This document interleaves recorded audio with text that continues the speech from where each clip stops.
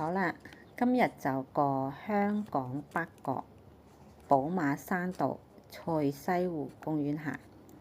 咁首先呢，泊車呢就泊喺嗰個天后廟道咪標泊位度嘅。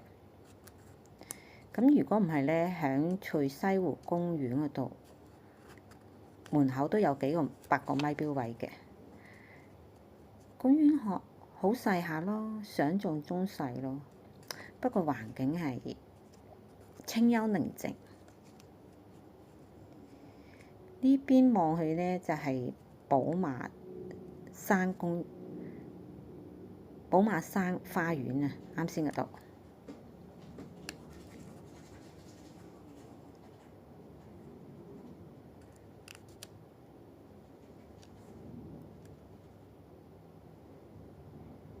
呢個屋苑呢，就係賽西湖花園咯，非常之寧靜嘅，前後都係山同公園。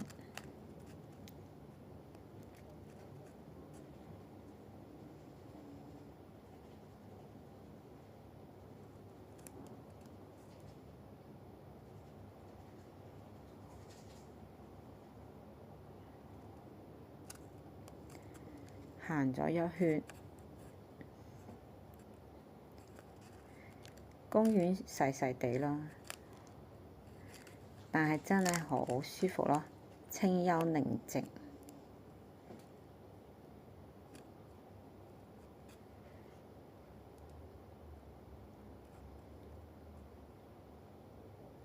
呢邊住宅呢，低密度嘅都係。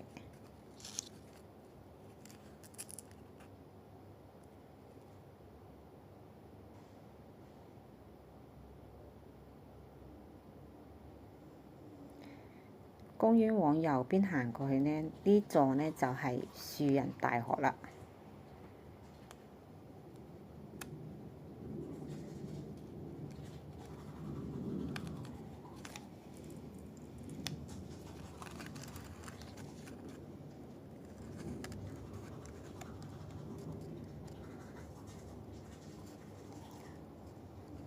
好啦，賽西湖公園咁就一圈行完啦。